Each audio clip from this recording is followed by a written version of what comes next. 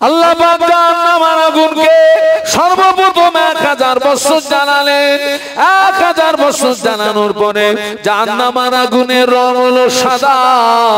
আল্লাহ পাক আবার 1000 বছর জ্বালান। 1000 বছর জ্বালানোর পরে জাহান্নামের আগুনের রং হলো লাল। আল্লাহ আবার 1000 বছর জ্বালান। 1000 বছর জ্বালানোর পরে জাহান্নামের আগুনের রং হলো কালো। জাহান্নামের আগুনে তো কালো, যারা জাহান্নামী হবে আগুনের মতো পাশাপাশি দাঁড়িয়ে থাকবে, কিন্তু না না, জাহান্নামের আগুনে তো কালো, একে অপরকে দেখতে পাবে না।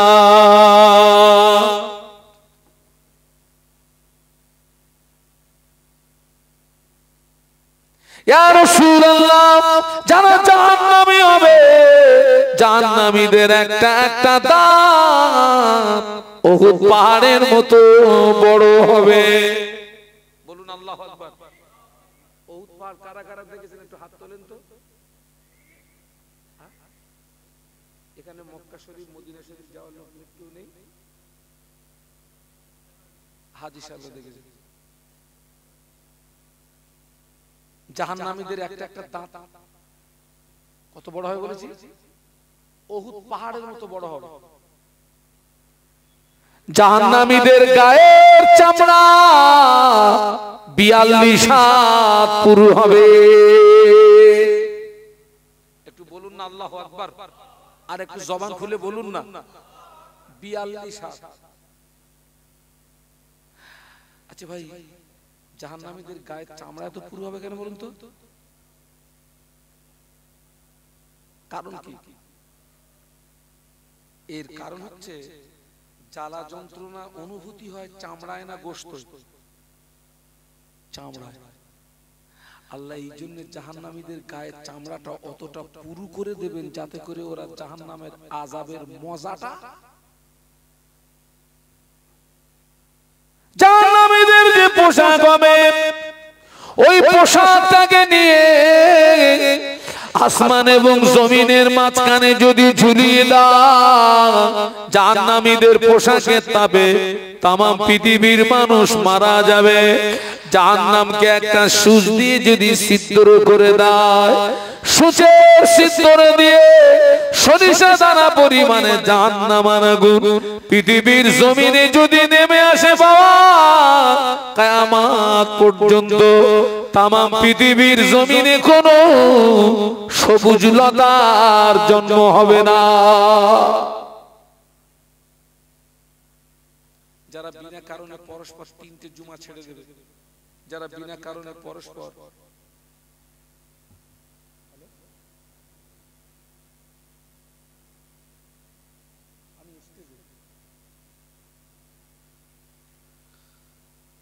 যারা বিনা কারণে পরস্পর 3টে জুমা ছেড়ে দেবে, তাদের স্থান হবে আপনার জাহান্নামে। কোথায় বলেছি? নিম্নতম স্থান। কারণ ওদের নামটা আল্লাহ মুসলমানের খাতা থেকে কেটে কোন খাতায়? মুনাফিক। আর আল্লাহ কোরআন বলেছে ইন্নাল মুনাফিকিনা ফি দারকিল আসফালি মিনান নার। মুনাফিকের ঠিকানা হবে জাহান্নামের নিম্নতম স্থান। এই যে জাহান্নাম নিম্নতম স্থান, জাহান্নামের ডিপ কতটা, জাহান্নামের গভীরতা। আল্লাহ নবী একদিন সাহাবীদের নিয়ে বসেছিলেন। হঠাৎ আল্লাহ নবী সাহাবীদের লক্ষ্য করে বললেন, ও আমার সাহাবীরা, তোমরা কি কোনো আওয়াজ শুনতে পেয়েছো? না ইয়া রাসূলুল্লাহ, কিসের আওয়াজ? আল্লাহ নবী বললেন, ও আমার সাহাবীরা, আল্লাহ পাক জাহান্নামের উপর থেকে একটা পাথর ছেড়ে দিয়েছেন। ওই পাথরটা এই মুহূর্তে জাহান্নামের নিচে গিয়ে পৌঁছালো। আমি রাসূলুল্লাহ ওই পাথরের আওয়াজ শুনতে পেয়েছি। আল্লাহ নবী বললেন, ও সাহাবীরা, জাহান্নামের উপর থেকে বড় একটা পাথর যদি ফেলে দাও, ওই পাথরটা জাহান্নামের নিচে পৌঁছাতে 70 বছর সময় লাগবে। একটু বলুন আল্লাহু আকবার। জাহান্নামের উপর থেকে যদি একটা বড় পাথর ফেলে দেওয়া হয় ওই পাথরটা জাহান্নামের নিচে পৌঁছাবে। যারা বিনা কারণে পরস্পর তিনটে জুমা ছেড়ে দেবে ওদের ঠিকানা হবে ওই ৭০,০০০ বছরের বলুন বলুন গর্ত।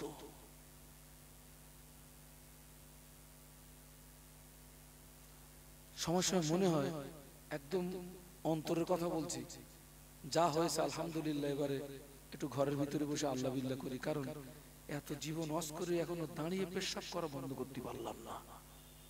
কি কামাই ধরেছি এতদিন, হ্যাঁ?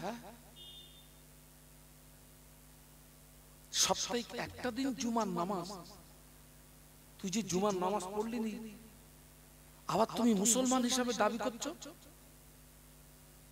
কিসের মুসলমান তুমি?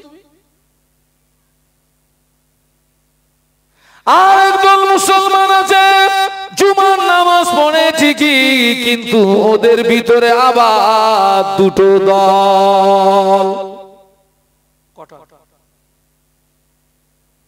জুমার দিনে টোটালে 22 রাকাত নামাজ। কত? একটু জোরে বলেন।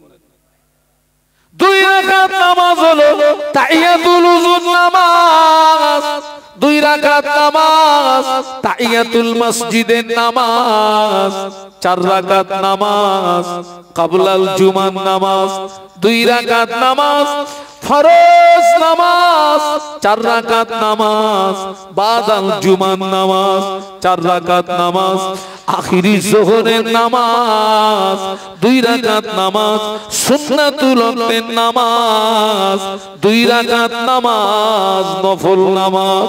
এখন দেখছি জুমার দিনে অধিকাংশ মসজিদে 2 রাকাত ফরজ নামাজ হওয়ার পরে 4-এর 3 অংশ মানুষ চলে যায়, পরের নামাজগুলো আর পড়ে না।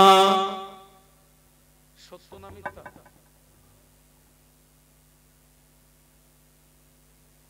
ও রোগ আপনাদের মসজিদে এসছে?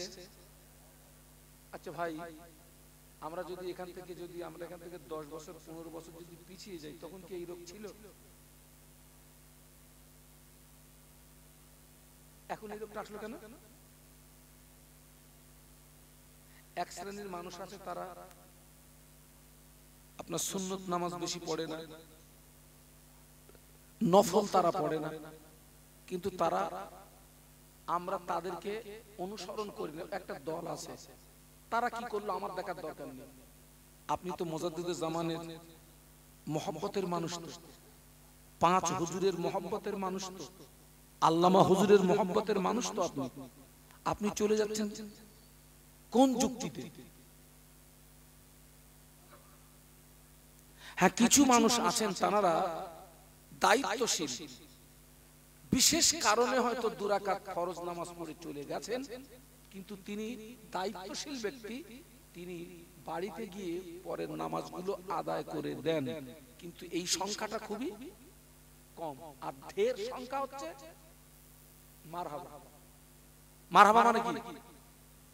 এই জায়গাটায় মারহাবার মানে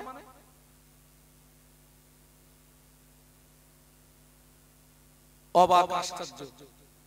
আমরা কোথায় চলে গেছি ভাই? আমাদের ঈমান কত মজবুত দেখেন। আল্লাহ নবী 1500 বছর আগে নূরের জবানে বলেছিলেন, ইসবিউর রাজুলু মুমিনান ওয়া ইমসি কাফিরা ওয়া ইমসি মুমিনান ওয়া ইসবিউ কাফিরা। আল্লাহ নবী বললেন, আখিরি জামানা আমার একদল উম্মতি সকালবেলা ঈমান আনবে, সন্ধ্যাবেলা কাফের হয়ে যাবে, আবার সন্ধ্যাবেলা ঈমান আনবে, সকালবেলা কাফের হয়ে যাবে। আল্লাহ নবী বলেছে, আখিরি জামানা হাতের তালুতে আগুন লাগা যত না কষ্ট হবে, আমি আল্লাহ নবী বলছি তার চেয়ে আরো বেশি কষ্ট হবে ঈমান নিয়ে বেঁচে থাকা।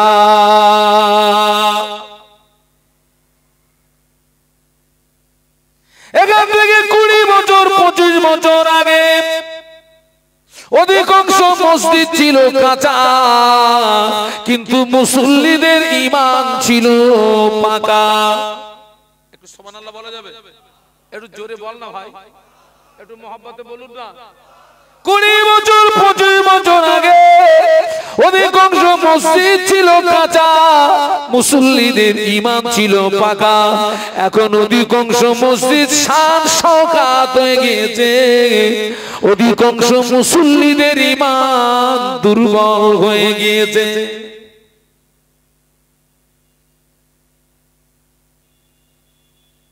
ফুরফুরা শরীফে মুজাদ্দিদুজ্জামান যে মসজিদে আল্লাহকে ডেকে ডেকে ডেকে ডেকে আল্লাহর ওলি হয়েছিলেন, মুজাদ্দিদিয়াতের লাকাব পেয়েছিলেন, ওই মসজিদটা পাকা না কাঁচা?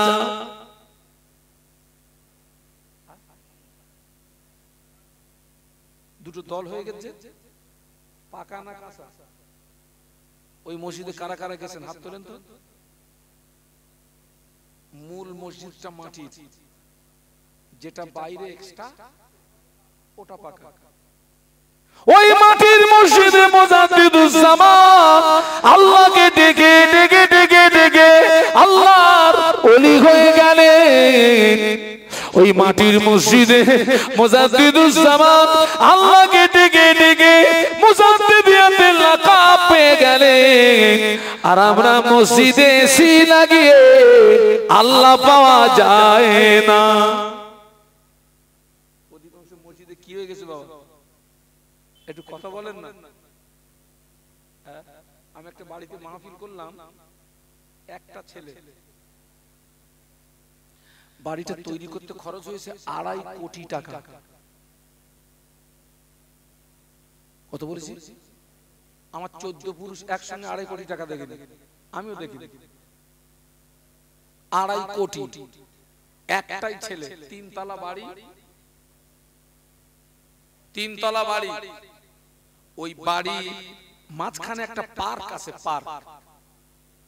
পার্কে যা যা থাকার দরকার তাই আছে, কিন্তু ছোট্ট একটা পুকুর আছে। আর ওই পুকুরে টিউতে পাম্প দিয়ে ছাড়া আছে, আর ওই 3 তলা থেকে সুড়ঙ্গ নামানো আছে ওই পুকুরি। আপনারা সুড়ঙ্গ চেনেন তো নাকি? কথা বলে না তো, বুঝি কি? তা আমি জিজ্ঞাসা করলাম, ভাইজান এটা কি হবে? তো বলছে আমার ছেলে আর বৌমা খেলা করবে, মানে ছেলে আর বউ ওই 3 তলা থেকে সরাত করে নিচে পড়বে।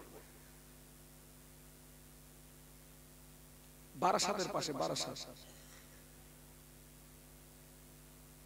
তা আমি চিন্তা করলাম, লোকটা ঘর যদি 2.5 কোটি টাকা দিয়ে হয়, অন্য লোকে যা বাথরুম বানায় এর বাথরুম মনে হয় আলাদা হবে। তা আমার তখন পেশাবও লাগেনি, পায়খানাও লাগেনি। আমি বলছি আমি একটু বাথরুমে যাব। বাথরুমে গিয়ে দেখছি বাথরুম, আগে আমাদের বাথরুম ছিল পাটকাঠির বেড়া, চটের দরজা, মাটি খোঁড়া নিচে, খুব বেশি বেশি 2টো ইট দেওয়া। ওই বাথরুমে শুধু বসলি হয়, পুরো খোলসা করে কি হতো? কথা বলে না। আর এখন ওষুধ খেয়ে আরে পাছা এত ভদ্র হয়ে গেছে, এ এখন পাথর না হলে বেরোচ্ছে, পাছাও পাথর চাচ্ছে, পাছা পাছা।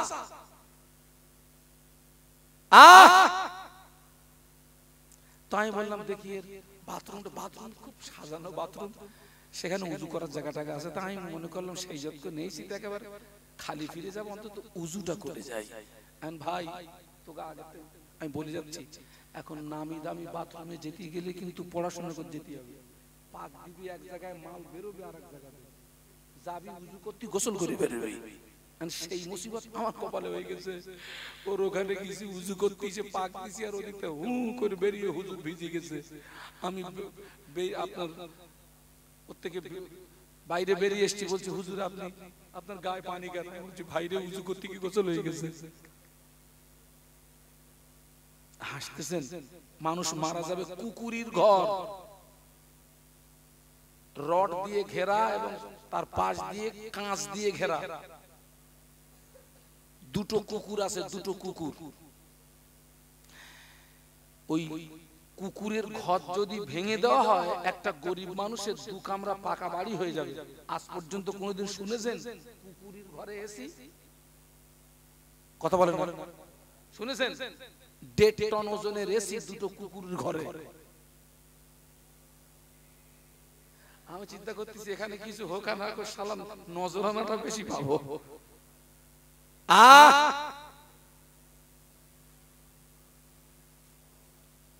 ও আমার ভাইরা,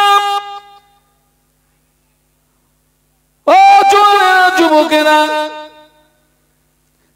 আল্লাহ নবী বললেন আখিরি জামানা হাতের তালুতে আগুন লাগা যত না কষ্ট হবে, আমি আল্লাহ নবী বলছি তার চেয়ে আরো বেশি কষ্ট হবে ঈমান নিয়ে বেঁচে থাকা। ঈমান যদি ঠিক থাকে, নামাজের দাম আছে, রোজার দাম আছে, হজের দাম আছে, যাকাতের দাম আছে, দান খয়রাতের দাম আছে। ঈমান যদি ঠিক না থাকে বেটা, তোর আমলের মূল্য নাই।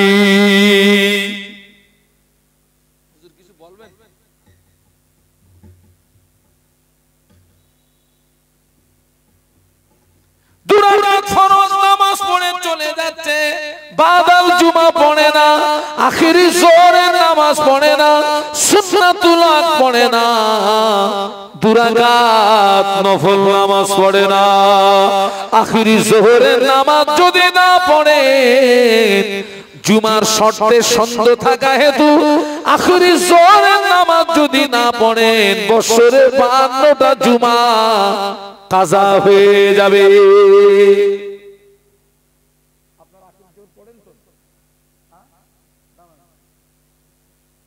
কোন নিয়তে পড়ে?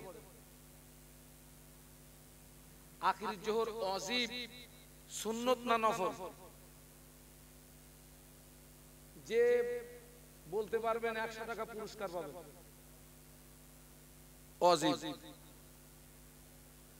বলুন। আমার চাচাজি বলেছেন ফরজ, একজন বলেছেন ওয়াজিব আর একজন বলেছেন ফরজ। মীমাংসাটা আপনারা করে দেন, ঠিক কোনটা? ফরজ। উনি ঠিক বলেছেন। কোন লোকটা বলেছেন? আচ্ছা আমি তো শুনতে পাচ্ছি। যিনি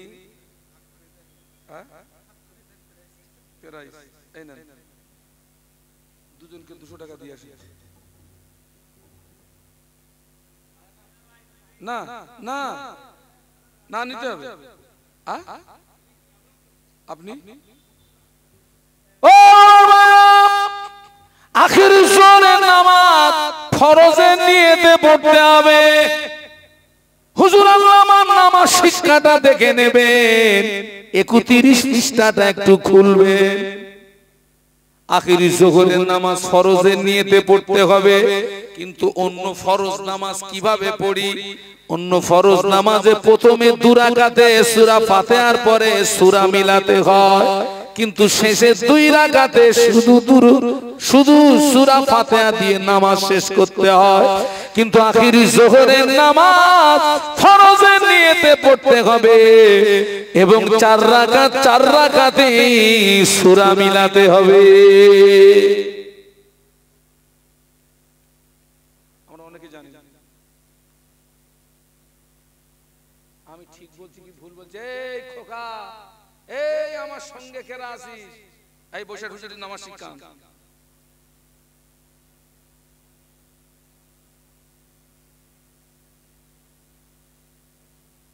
পায়ে ধরে বলে যাচ্ছে,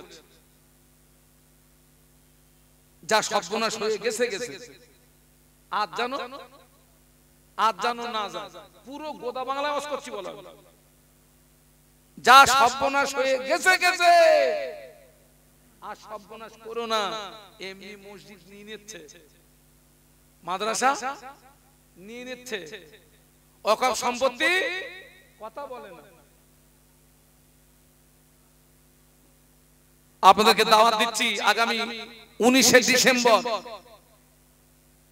ফুরফুরা শরীফের পীরজাদা তোহা সিদ্দিকী হুজুর একটা সমাবেশের ডাক দিয়েছেন কলকাতায়। ওদিনে পড়ছে সম্ভবত 3রা পৌষ।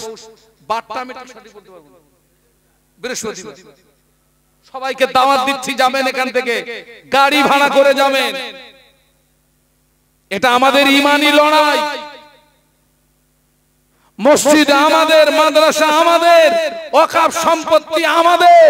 ওয়াকফ সম্পত্তি বর্তমান সরকারের বাবার নয়, ওয়াকফ সম্পত্তি বর্তমান সরকারের 14 পুরুষের নয়। ও সম্পত্তি আমাদের বাপ দাদুদের সম্পত্তি, ও সম্পত্তি আমাদের সম্পত্তি। আল্লাহ রাসূল বলেছেন, আমার সম্পত্তি যদি কেউ জবরদখল করে, ওই সম্পত্তি হেফাজত করতে গিয়ে আমার যদি মওত হয়ে যায়, রাসূল বলেছেন ওই ব্যক্তির মওত হবে শাহাদাতের মওত। একটু জোরে বলুন, আর একটু জোরে বলুন।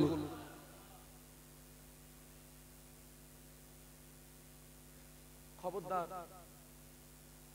জুমার দিনে ফরজ নামাজ পড়ে যেন চলে যাবেন না। পরের নামাজগুলো পড়বেন। এবং জানি না আপনাদের মসজিদে টোটাল নামাজের পরে কোনো দোয়া হয় কিনা। হয় বাবা? কজন থাকে?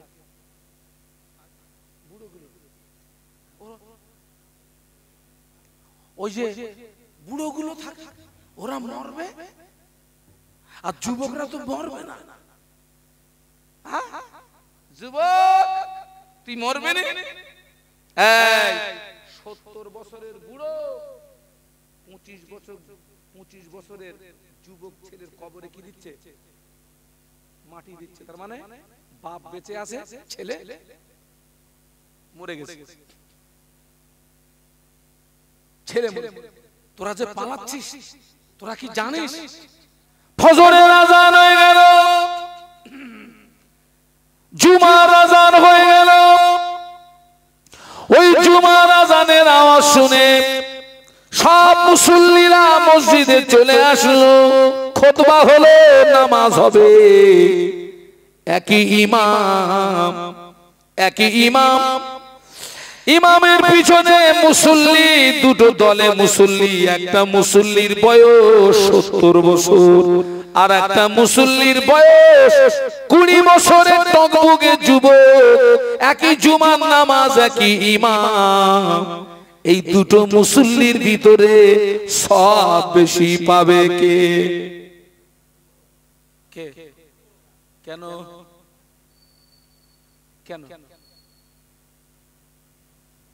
যারা সরকারি চাকরিজীবী, 60 বছর 65 বছর হয়ে গেলে সরকার আর রাখে না, ওদের ছুটি দিয়ে দেয়, বাড়ি যা, টাকা দিচ্ছি, বসে বসে খা। কারণ তোকে এখন আর রাখবো না, কারণ তোকে যে জন্য আমি রাখবো সে কাজ তোর দ্বারা আর হবে না। তুই এখন চোখে কম দেখিস, কানে কম শুনিস, 13 বার ঘন্টায় পেশাব করিস। তুই পেশাব ঠেকাবি না, আমার কাজ করবি। কাজ করতে হবে না, বাড়ি যা, টাকা দিচ্ছি, বসে বসে খা। আমার ভাইরা জানা, যৌবন বয়সে আল্লাহর ইবাদতে সময় দিল না, বুড়ো বয়সে যারা মসজিদে গেল, আল্লাহ ওদের ইবাদত নেবে কেন? তোর যৌবন বয়সটা তুই আমার ইবাদতে দিলিনি। এখন বসতে গেলে বাপরে, উঠতে গেলে মারে, ঘন্টায় 13 বার পেশাব, ঠিক মতো রুকু করতে পারিস না, সিজদা করতে পারিস না। শুধু তাই নয়, যুবক যারা বৃদ্ধা হয়ে গেছে, মেলা ওদেরকে আর ডাকে না। বুড়োরা মেলায় যায়, ওরা কি করতে যাবে? আর দেখেন মেলা যত হয় সব গরমকালে হয় না শীতকালে হয়? কথা বলে না। কোনদিন কি ভেবে দেখেছেন মাল শীতই দেয় কেন, গরমে দেয় না কেন? আমি বালিশে মাথা দিয়ে চিন্তা করে দেখেছি, গরমকালে গা যত খালি রাখবি তত মজা, আর শীতকালে মাল যত জড়াবি তত মজা। চাদরের ভিতরে অনেক কিছু করা যায়, খালি গায়ে করা যায় না। ওই মেলায় চাদরের ভিতরে অনেক হাতা মারামারি হয়, এই জন্য শীতকালে মেলা বেশি হয়। বাবা, যারা বুড়ো হয়ে গেছে মেলা ওদের ডাকে না, যারা বুড়ো হয়ে গেছে ফ্রি ফায়ার ওদের ডাকে না, ওদের পাবজি ওদের ডাকে না, নারীরা ওদের ডাকে না। নারীরা ডেকে কি করবে? তো বুড়ো কি করবে, ওর কাজ হয়ে গেছে।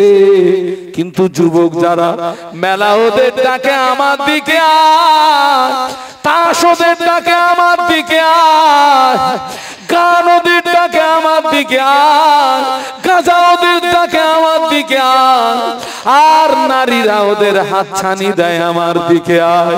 ওই যুবকটা মেলার মুখে লাথি মেরে, কানের মুখে লাথি মেরে, নারীর মুখে লাথি মেরে, ওই যুবকটা যখন আল্লাহকে খুশি করানোর জন্য আল্লাহর নামাজে দাঁড়িয়ে যায়, আল্লাহ পাকের আরো খুশি হয়ে যায়।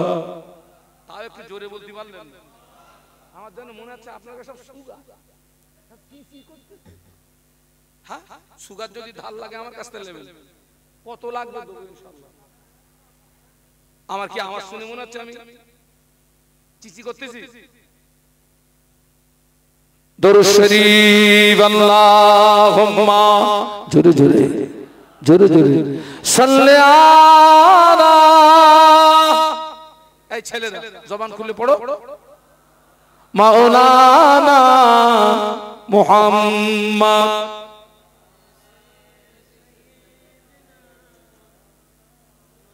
মাশাআল্লাহ মাশাআল্লাহ।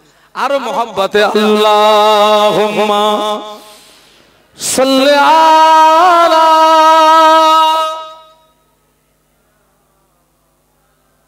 মাশাআল্লাহ ওয়া আলা আলি।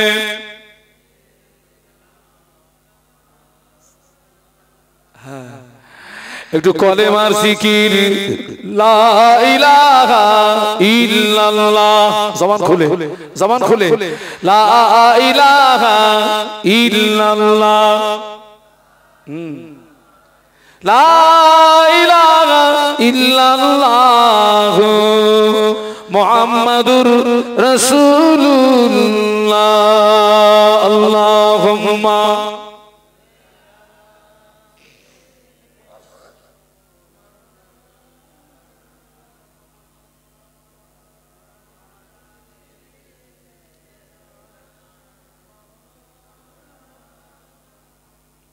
আমি যে কথা বলছিলাম, 2 রাকাত ফরজ নামাজের পরে বাদ বাকি নামাজগুলো পড়বেন, খবরদার ছাড়বেন না।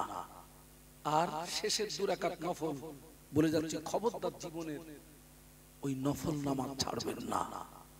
কারণ কি জানেন, তাম পৃথিবীর জমিনে যারা আল্লাহ পাকের ওলিয়ে কামেল বান্দা হিসাবে খ্যাতি সম্পন্ন লাভ করেছেন, ফরজ, ওয়াজিব, সুন্নাত ইবাদতে তারা আল্লাহর ওলি হননি। এই ইবাদত, এই আপনার ইবাদত ছাড়াও নফলের বাংলা মানে হচ্ছে অতিরিক্ত। নফলের বাংলা মানে কি বলেছি? ফরজ ইবাদত, সুন্নাত ইবাদত ছাড়াও তারা অতিরিক্ত নফল ইবাদত করে আল্লাহ হাসিল করেছিলেন। একটু জোরে বলুন, আর একটু জোরে বলুন।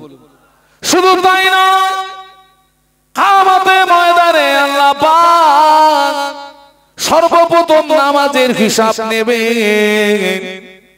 কোন বান্দার কোন কারণবশত জীবনে যদি ফরজ নামাজ কাজা থাকে, নফল নামাজ যদি পড়া থাকে, আল্লাহ পাক কিয়ামতের ময়দানে ওই নফল নামাজ দিয়ে ফরজের কাজা পূর্ণ করে দেবে। নফল ইবাদত আল্লাহর ওলিরা কেমন করেছেন? 4 ইমামের এক ইমাম, ইমামে আযম আবু হানিফা রাহমাতুল্লাহ আলাইহি, হুজুর আমার প্রতিদিন 5 ওয়াক্ত নামাজ ছাড়াও এশা নামাজের পরে 2 রাকাত করে নামাজে নিয়াত করতেন। আর ওই 2 রাকাত নামাজে একবার করে আল্লাহ পাকের কোরআন শরীফ খতম করে দিতেন। জোরে বলতে পারলেন না? 2 রাকাত নামাজে এক খতম কোরআন, 4 দিগানি কথা মনে করছেন নাকি? আমি তো বলে দিলাম, আপনারা সুবহানাল্লাহ বলে দিলেন, ফিনিশ করে দিয়েছি। এই ইমাম সাহেবরা নামাজ পড়ায় সবচেয়ে কেরাত লম্বা হয় কোন নামাজে? ফজরের ফরজ নামাজে। কিছু কিছু শ্রোতা আছে পিছন দিক দিয়ে সিগন্যাল মারে, দাঁড়ানো যাচ্ছে না। 4 ইমামের এক ইমাম, ইমামে আযম আবু হানিফা রাহমাতুল্লাহ আলাইহি প্রতিদিন 5 ওয়াক্ত নামাজ ছাড়াও এশা নামাজের পরে 2 রাকাত করে নামাজের নিয়াত করতেন আর ওই 2 রাকাত নামাজে আল্লাহ পাকের কোরআন শরীফ একবার করে খতম করে দিতেন। হুজুর আমার 40 বছরে সারুজুতে ফজরের নামাজ আদায় করেছিলেন। আরো জোরে বলুন, কত বছর করেছি? 40 বছর। কোন উজুতে কিসের নামাজ? ও লোকটা রাতে ঘুমিয়েছে। এই ঘুমুলি উজু থাকে? এই কেন থাকে না? ঘুমুলি উজু থাকে না কেন? এই তো চিন্তা করতেছে, আল্লাহ তো বলিও মরিছি। যা যাচ্ছিল ঘুমুলি উজু থাকে না কেন?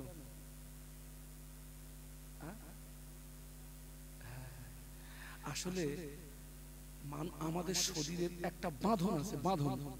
মানুষ যখন ঘুমিয়ে যায় অটোমেটিক শরীরের ওই বাঁধনটা খুলে যায়, আর শরীরের ওই বাঁধন যখন খুলে যায় পিছনের দরজা দিয়ে হাওয়া বেরোচ্ছে কি এই জ্ঞান থাকে না। তাই তোর হাওয়া বেরুক আর না বেরুক দুই আই গেছে।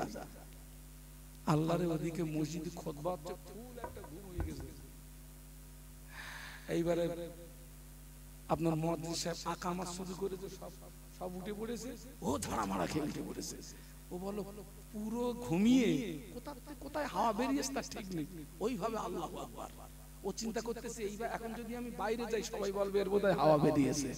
দরকার নেই, যা হয় আল্লাহু আকবার, যেখানে কে বাদে বাঁধবে। চার ইমামের এক ইমাম ইমামে আযম আবু হানিফা রাহমাতুল্লাহ আলাইহি হুজুর আমার নিজের কবরের জায়গাটা নির্ণয় করে নিলেন। ভক্ত মুরিদদের ডেকে ওসিয়াত করলেন, বাবারা আমার ইন্তেকালের পরে এই জায়গাটায় আমায় কবর দিবি বাবা, এই জায়গাটায় আমায় দাফন দিবি বাবা। ইমামে আযম আবু হানিফা রাহমাতুল্লাহ আলাইহি নিজের কবরের পাশে দাঁড়িয়ে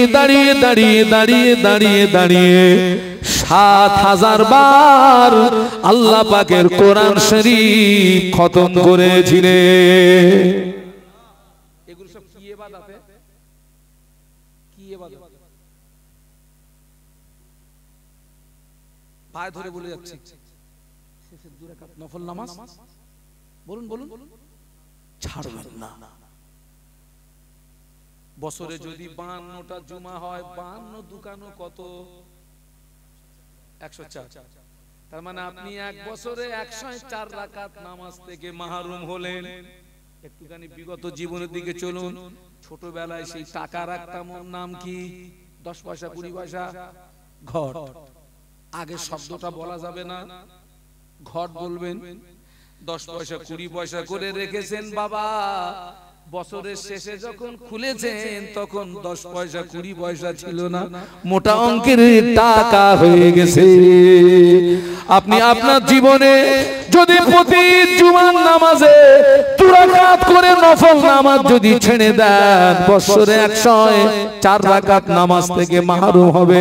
দেখা যাবে 60 বছর যদি বাঁচেন, ওই 2 রাকাত নফল নামাজ যদি না ছাড়েন, নেকির পাহাড় হয়ে যাবে। একটু মহব্বতে বলুন, আর একটু জোরে বলুন। আমি কি আপনাদের উপকার করছি না ক্ষতি করছি? আপনারা আমাদেরকে কত ভালোবাসা দেন বলেন। আসার সঙ্গে সঙ্গে যে হুজুর আমার দাওয়াত করিলেন, ত্রিমণি মসজিদের ইমাম বলছে, হুজুর আপনি কি খাবেন? এখন কি খেয়ে উঠবেন না অস্করে খাবেন? আমি বললাম, হুজুর আমি খেয়েও উঠবো না, নেমেও খাবো না। হুজুর একটু রুটি খান। আমি খাবো না। তা একটু চা খান। চা হলেও হয়, না হলেও অসুবিধা নেই, আমার গাড়িতে গরম পানি আছে, ওই একটু এনে দিলে আর কোনো অসুবিধা নেই। দেখলাম 1 কাপ চা দিয়েছে, আলহামদুলিল্লাহ।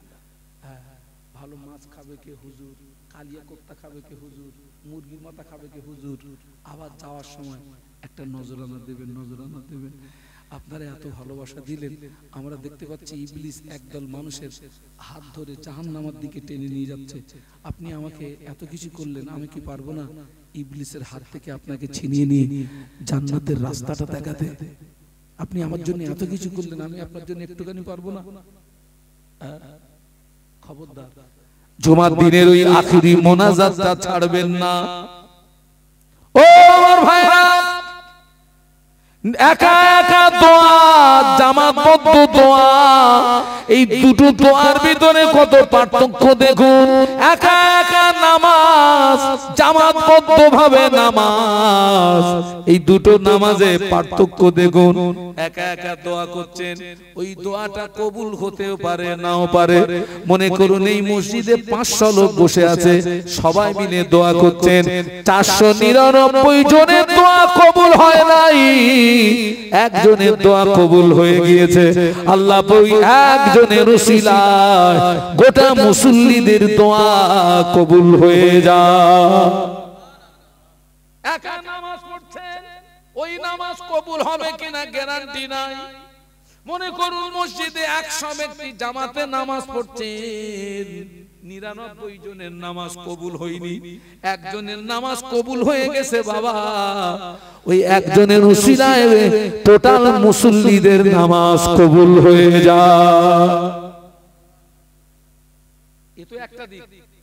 আবার ওদিকে জামাতে নামাজ পড়া সব 70 গুণ বেশি। একটু মহব্বতে সুবহানাল্লাহ বলবেন। কেন আপনি দোয়া ছাড়ছেন? নিজের জন্য কাঁদুন, আব্বা মা যারা জনমের মতো বিদায় নিয়ে চলে গেছে। আমি তো বলি ওটা ফ্রি দোয়া। কি দোয়া? ফ্রি দোয়া। শুধু ইমাম সাহেবের পিছনে বসে শুধু কি বলবো? আল্লাহুম্মা আমিন, আল্লাহুম্মা আমিন। বাংলা মানে হলো আল্লাহ তুমি কবুল করো। আমার ইমাম যেটা বলছে আল্লাহ তুমি কবুল করো। দেখা যাবে আল্লাহ পাক তোর জীবনের গুনাহ মাফ করে দেবে। তোর বংশ যারা কবরবাসী, আল্লাহ চাইলে তোর দোয়ার উসিলায় আল্লাহ তাদের কবরের আযাব মাফ করে দেবে। সারা জীবন তো পালাল।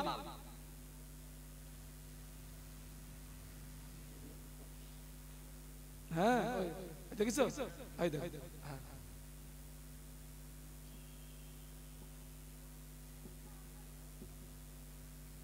আর একটা কথা বলে যাচ্ছি, এটা কিন্তু আমার যে ওয়াজ করছি পুরো এর থেকে আলাদা কথা। যাদের মেয়ে শায়না হয়েছে, আলহামদুলিল্লাহ, আল্লাহ যেন তাদের সৎপাত্র জুটিয়ে দেয়। তবে নতুন জামাইয়ের জানো কি খবরদার যেন মোটরসাইকেল দিবি, ও মরবে তোর মেয়েরও মারবে। ও তো ফাউমাল টানবে বেশি। ফাউমাল কি? ওরে মোটরসাইকেল দেবেন, একটা বাচ্চা কাচ্চা হলি তার বাদ দেবে। আপনারা দেখেন না, ও করে গিয়ে একেবারে 6 চাকা লরির তলায় গিয়ে পড়ে চুপ করে বসে। এইবার তুলতে হচ্ছে কিছু করে, বেলচাই করতে, বেলচাই করতে, বেলচাই করতে।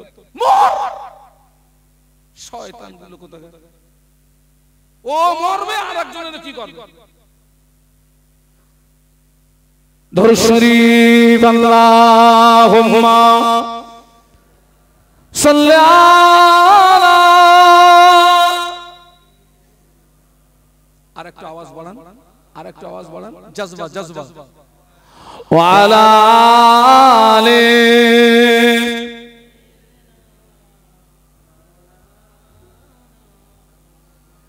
पैगंबर का रोजा दिखा दे खुदाया, दरे मुद्दत से मिला दे खुदाया, शराबे मोहब्बत पिला दे खुदाया। पैगंबर रूका रोजा दिखा दे खुदाया। अल्लाहुम्मा पढ़ो बाबा, जबान खुले, जबान खुले।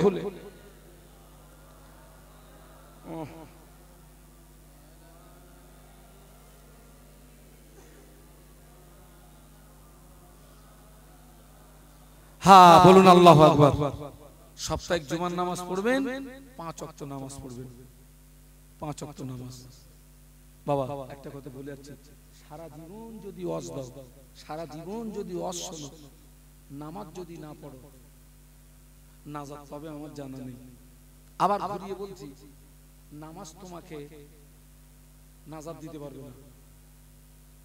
নামাজ বলুন, আপনার জীবনের কোন আমল আপনাকে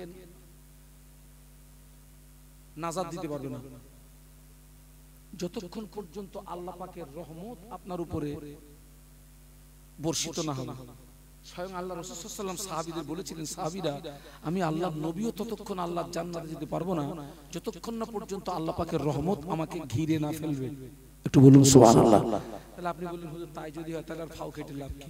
না, ওই ভালো আমলগুলো বাদ দিয়ে রহমতের আশা করা, বলুন, নামাজ বাদ দিয়ে, রোজা বাদ দিয়ে, হজ বাদ দিয়ে, যাকাত বাদ দিয়ে, দান খায়রাত বাদ দিয়ে, এই ভালো ভালো আমল বাদ দিয়ে আল্লাহ পাকের রহমতের আশা করা যায় না। অন্যায় থেকে জীবনকে না বাঁচালে আল্লাহ পাকের আপনার রহমতের আশা করা যায় না। সেই জন্য ইবাদত করতে হয়। হযরত রাবিয়া বাসরি রাহমাতুল্লাহ আলাইহা, যিনি কোনো একদিন এক হাতে 1 লোটা পানি নিয়েছেন, আর এক হাতে একটা আগুনের মশাল নিয়েছেন, স্বাভাবিক যেভাবে চলেন তাছাড়া খুব দ্রুত গতিতে এগিয়ে চলছেন। ওনার সাথী সঙ্গীরা ওনার চলার পথটাকে আটকালেন। হুজুর আপনাকে তো এইভাবে কোনোদিন যেতে দেখিনি হুজুর, এক হাতে পানি এক হাতে আগুনের ওটা নিয়ে কোথায় যাচ্ছেন? আল্লাহর মাহবুবা বান্দি বলেছিলেন, ও আমার সঙ্গী সাথীরা, পৃথিবীর অধিকাংশ মানুষেরা স্বার্থপর। কেউ ইবাদত করে জাহান্নামের ভয়ে, কেউ ইবাদত করে জান্নাতের আশায়। ঠিক বলেছেন না ভুল বলেছেন? ঠিক বলেছেন না? রাবিয়া বাসরি রাহমাতুল্লাহ আলাইহা বলেছিলেন, ও আমার সঙ্গী সাথীরা, যারা জাহান্নামের ভয়ে ইবাদত করে, আমার এই হাতের পানি দিয়ে ওই জাহান্নামটা নিভিয়ে দেব। আর যারা জান্নাতের আশায় ইবাদত করে, আমার এই হাতের আগুনের মশাল দিয়ে ওই জান্নাতটা পুড়িয়ে দেব। জান্নাতের আশায় ইবাদত হওয়া উচিত নয়, জাহান্নামের ভয়ে ইবাদত হওয়া উচিত নয়। ইবাদতের মূল টার্গেট হবে আল্লাহকে খুশি করা। আল্লাহ যদি খুশি হয়ে যায়, আল্লাহ বান্দাকে জাহান্নাম দেবে না, আল্লাহ তার রহমতের দয়ার জান্নাত দান করবে। কোরআন খুলুন, ইন্না সলাতি ওয়া নুসুকি ওয়া মাহইয়ায়া ওয়া মামাতি লিল্লাহি রাব্বিল আলামিন। সুবহানাল্লাহ বলবেন না? হ্যাঁ, 5 ওয়াক্ত নামাজ পড়বেন। ফজরের আযান হয়ে গেল, জোহরের আযান হয়ে গেল, আসরের আযান হয়ে গেল, মাগরিবের আযান হয়ে গেল, এশার আযান হয়ে গেল। যে বাড়িতে বাপ নামাজে দাঁড়িয়ে যায়, মা নামাজে দাঁড়িয়ে যায়, ছেলে নামাজে দাঁড়িয়ে যায়, মেয়ে নামাজে দাঁড়িয়ে যায়, ওই বাড়িটাতে আল্লাহর আসমান থেকে রহমত বর্ষণ হয়। ফজরের আযান হয়ে গেল, জোহরের আযান হয়ে গেল, আসরের আযান হয়ে গেল, এশা মাগরিবের আযান হয়ে গেল, এশার আযান হয়ে গেল। যে বাড়িতে বাপ নামাজ পড়ে না, মা নামাজ পড়ে না, ছেলে নামাজ পড়ে না, মেয়ে নামাজ পড়ে না, ওই বেনামাজি বাড়িটাতে আল্লাহর আসমান থেকে গজব নাজিল হয়। আল্লাহ নবী সাহাবীদের বলেছিলেন, ও আমার সাহাবীরা খবরদার, তোমরা জানো তোমাদের ঘরগুলোকে কবর বানিও না। যে বাড়িতে নামাজ হয় না, ওই বাড়িটা কবরের সমতুল্য। কবরেও নামাজ হয় না, তোর বাড়িও। সেই জন্য কিছু কিছু নামাজ বাড়ি পড়তে হয়। আর মায়েদেরকে বলছি, মেয়েরা তো একা নামাজ পড়ে, ওরা তো জামাতে নামাজ পড়তে পারবে না, তাহলে ওরা কি জামাতের সব থেকে বঞ্চিত হবে না? মেয়েরা ঘরের একটা জায়গা নামাজের জন্য খাস করে নেবে, ওই জায়গায় একা একা নামাজ পড়বে, আল্লাহর নামায় আমালে জামাতে নামাজ পড়ার সওয়াব দিয়ে দেবে। একটু জোরে বলা যাবে না? একটু মহব্বতে বলুন। আগে অনেক বাড়ি থেকে ফজরের নামাজের পরে কোরআন তেলাওয়াতের আওয়াজ শোনা যেত, অনেক বাড়ি থেকে মাগরিবের নামাজের পরে কোরআন তেলাওয়াতের আওয়াজ শোনা যেত। যে বাড়িতে ফজরের নামাজের পরে কোরআন তেলাওয়াত হয়, ফজর থেকে মাগরিব পর্যন্ত ওই বাড়িটা চারিপাশে বিএসএফ বর্ডার সিকিউরিটি ফোর্সের মতো আল্লাহর ফেরেশতারা পাহারায় দাঁড়িয়ে যায়। একটু সুবহানাল্লাহ বলেন। আমার জীবনের সর্বপ্রথম যখন সুগার ধরা পড়লো, ডাক্তারের কাছে গেছি, বলতেছে হুজুর মিনিমাম 8 কিলোমিটার করে রাস্তা হাঁটতে হবে। কত? আর ভয় লাগতেছে, না হাঁটলে মরে যাব, এত মাল মাত্রা খাবে কে? ঠিক আছে হাঁটা শুরু হোক। তারপর থেকে হাঁটা শুরু করলাম, ফজরের নামাজ পড়ে আল্লাহ বেরোচ্ছি, তো সালামের জবাব দিতে দিতে হাঁটা বন্ধ। আরে জীবনে করে দিতে রাস্তায় কোথাও যাইনি। আসসালামু আলাইকুম হুজুর, কোথায় যাচ্ছেন? আসসালাম হুজুর, কোথায় যাচ্ছেন? এই যে আমি মরেছি, যে আমি হাঁটবো কি করে? সালাম দিচ্ছে, মুসাফা করতেছে, সকালে 4 বৈকেলে 4। বৈকেলে যখন বার হচ্ছি তখন তো যাচ্ছি তো মেন রোডে, পিছন দিক থেকে একজন আমার পরিচিত লোক মোটরসাইকেল এনে হেঁটে কোথায় যাবে, আমার গাড়িতে ওঠে। আমি ভাব তুই যা, তোর হুজুর জ্বালায় হাঁটতেছে, উঠবো না, যা। আর একজন হুজুর আপনি কোথায় যাচ্ছেন? আমার কি বলে গাড়িতে ওঠে। মোটামুটি 2-3 দিন এরকম একটু অসুবিধা হয়েছে, তারপরে ওরা বুঝতে পেরেছে হুজুর জ্বালায় ছুটতেছে। আর সালাম টালাম দিসনি, মুসাফা করিসনি, আর গাড়ি রাখিসনি। ওই সময় দেখেছিলাম ফজরের নামাজ পড়ে হাঁটতে বেরিয়েছি। আমার গ্রামের কথা বলছি, আকিমউদ্দিন হাজী সাহেব, হাজী আকিমউদ্দিন সাহেব বলে একজন মানুষ ছিলেন, আমি সাক্ষী দিচ্ছি আল্লাহ যেন তাকে জান্নাত দান করে। যতদিন ফজরের নামাজ পড়ে রাস্তা দিয়ে হেঁটে গিয়েছি, ওই ঘরের ভিতর থেকে কোরআন তেলাওয়াতের আওয়াজ পেয়েছি। আগে অনেক বাড়ি থেকে ফজরের নামাজের পরে কোরআন তেলাওয়াতের আওয়াজ শোনা যেত, মাগরিবের নামাজের পরে কোরআন তেলাওয়াতের আওয়াজ শোনা যেত। এখন অধিকাংশ বাড়ি থেকে আর কোরআন তেলাওয়াতের আওয়াজ শোনা যায় না, বিনিময়ে গানের আওয়াজ শুনতে পাওয়া যায়।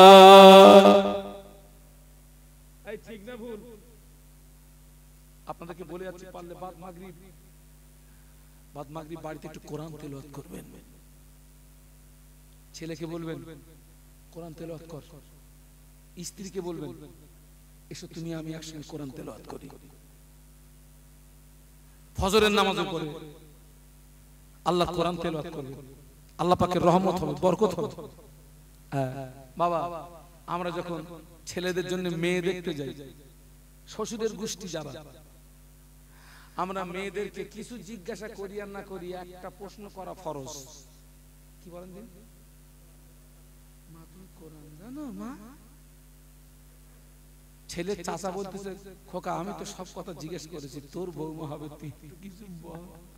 তো ছেলের বাবা একটু কানে কম শোনে, একটু আগিয়ে গেছে, কি বলতেছে মা কোরআন জানো? মা, তা মা বলতেছে 34 বার খতম করেছি।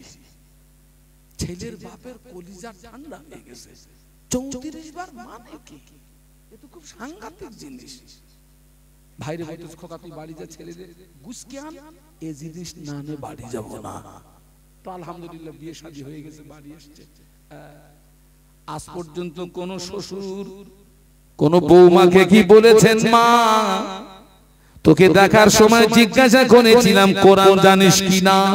তুই বলেছি এতবার খতম করেছি। ও বৌমা, একটা দায়িত্ব দিচ্ছি বৌমা, প্রতিদিন সকালবেলা আমার বাড়ির কাজ একটু দেরিতে হয়, প্রতিদিন সকালবেলা আমার বাড়ি 10 মিনিট করে একটু আল্লাহর কোরআন তেলাওয়াত করবি।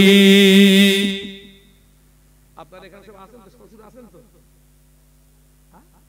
কোন শ্বশুর এই কথা বলেছেন? হাত তোলেন বৌমারে। যদি না বলবেন তবে জানতে জানুক না। আপনি জিজ্ঞেস করলেন কেন? আমি ওই জন্য মেয়েদের শিখিয়ে দিয়েছি, যাদের বিয়ে হয়নি তোমরাও এই মুসিবতে পড়বা, তবে তোমাদের শিখিয়ে দিচ্ছি, যেই জিজ্ঞাসা করবে মা তুমি কোরআন জানো মা, ওই মাকে বোনকে শিখিয়ে দিচ্ছি, তুই ঘুরিয়ে জিজ্ঞাসা করবি চাচা তুই কোরআন জানিস? বাস্তবে তুই যে জিজ্ঞেস করছিস ও বলো জানে না, বলো এই ও জানে জানে না, ও কলেমাও ঠিক করে পড়তে পারবে, ছেলেও জানে। জমিন যদি ভালো হয় গাছ ভালো হবে, গাছ যদি ভালো হয় ফল ভালো হবে। বাপ যদি নামাজি হয়, বাপ যদি আল্লাহওয়ালা হয়, বাপ যদি সৎ চরিত্রবান হয়, মা যদি নামাজি হয়, মা যদি সৎ চরিত্রবতী হয়, মা যদি পর্দানশীল হয়, আল্লাহ পাক ওই জমিন থেকে সুসন্তান দান করবে। এটা সুবহানাল্লাহ বলা যাবে না? আমার ভাইজানের জমিন দেখেন, মুজাদ্দিদুজ্জামান আল্লাহর ওলি। তার আগে একটু নবীদের কথা বলি। হযরত ইয়াকুব আলাইহিস সালাম আল্লাহর নবী, কলিজার টুকরা ইউসুফ আলাইহিস সালাম তিনিও আল্লাহর নবী। সুবহানাল্লাহ বলবেন না? ইব্রাহিম খলিলুল্লাহ আল্লাহর নবী, বেটা ইসমাঈল আলাইহিস সালাম তিনিও আল্লাহর নবী, বাপও নবী, ছেলেও নবী। মুজাদ্দিদুজ্জামান আল্লাহর ওলি, তানার 5 কলিজার টুকরা তানারাও আল্লাহর ওলি। আর আমাদের জমিন দেখেন, বাপও মাতাল, ছেলেও মাতাল, বাপ ছাড়া পাটি, ছেলে ডবল ছাড়া পাটি। ঠিক বলেছি না ভুল বলেছি? জমিন খারাপ। কি খারাপ রে বাবা? যাক বাবা, বলতে বলতে অনেক দূর চলে এসেছি, হাদিস শরীফ রেখে এসেছি। সমস্ত মানুষ ধ্বংস হবে, নাজাত পাবে আলেম। তারপরে বলেছি আলেম ধ্বংস হয়ে যাবে, নাজাত পাবে মনে নেই কারা? আমলকারী।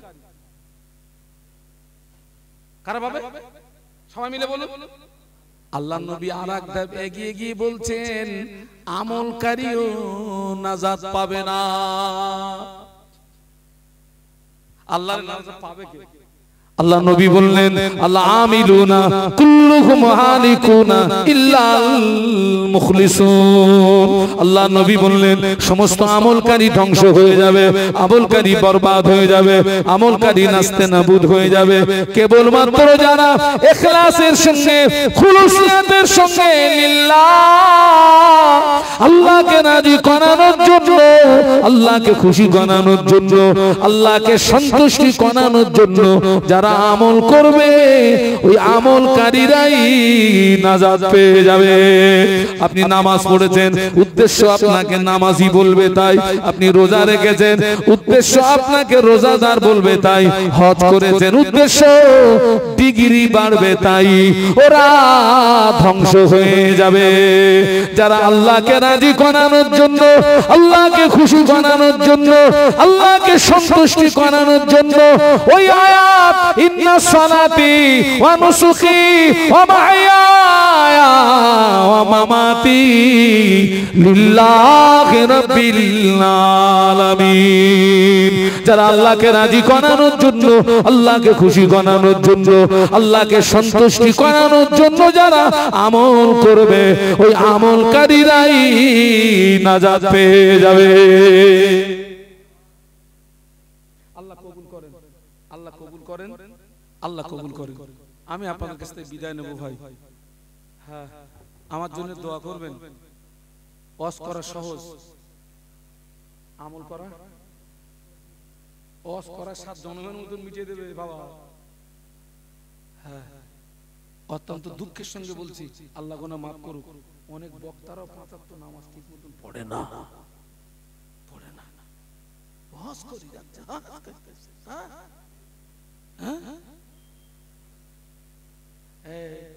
আমি ভালো না খারাপ খবরটা জানা যাবে ড্রাইভারের কাছে।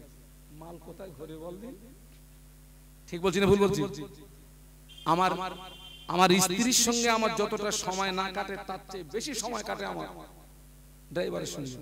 কারণ এখান থেকে যাব মালদা, এখান থেকে যাব মুর্শিদাবাদ, এখান থেকে যাব বাঁকুড়া, এখান থেকে যাব আপনার নামখানা, ঘন্টার পরে ঘন্টা তো গাড়ি দিতে হবে।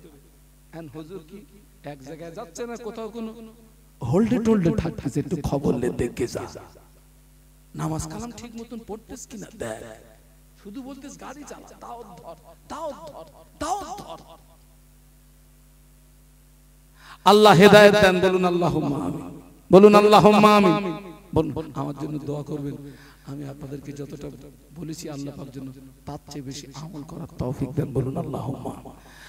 আর একটা দোয়া করবেন, আমি তো একটু শারীরিকভাবে অসুস্থ, আমি একটু মাঝে মাঝে একটু অসুস্থ হয়ে যাই ভাই, মাঝে মাঝে, হ্যাঁ আমি অসুস্থ হয়ে পড়ি। আপনাদের আব্বা আম্মার দোয়া, আমার পীর মুর্শিদের দোয়া, আপনাদের দোয়া, আমার অধিকাংশ মাহফিল সব দূরে দূরে, সব দূরে দূরে। এই অসুস্থ শরীরে আমাকে বিপুল ভাবে ছুটতে হয়, বিপুল ভাবে ছুটতে হয়। নিশ্চয়ই আপনারা দোয়া করেন অদমের জন্য। আল্লাহ আমাকে যতদিন বাঁচিয়ে রাখেন, আল্লাহ পাক হায়াতে তাইয়্যিবা নসিব করেন, আল্লাহ পাক ইলমে আমালে তারাক্কি নসিব করেন, আল্লাহ পাক যেন খাতেমা বিল খায়র নসিব করেন। গরু সব ওদিকে মাঠে তাদের সব আহার করছে, আর আমি রাখালদেরকে বলবো এসব আমার সামনে বস, আমি ওয়াজ করব, শোন। যেটা না শুনবে মাস শুরু।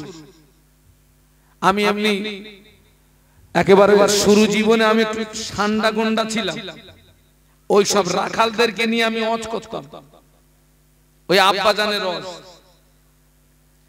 এইভাবে বক্তৃতা জগতে আসলাম। তারপরে বসিরহাট আমিনিয়া মাদ্রাসায় 11 বছর আমি পড়াশোনা করলাম। 2002 সালে আমি টাইটেল পাস করলাম। তো জীবনে সর্বপ্রথম আমি নজরানা পেয়েছিলাম 5 টাকা। ওই টাকাটা নিয়ে রাতের বেলা বাড়ি ফিরে এসে আম্মাজির হাতে দিয়েছিলাম। আমার খুব মনে পড়ে, আম্মাজি ওই টাকাটা হাতে নিয়ে 2 চোখ ভরা পানি নিয়ে আমার জন্য দোয়া করেছিলেন, আল্লাহ তোকে আলেম বানাবে। আমার মনে হয় আমার আম্মা জানের দোয়াটা কবুল হবে।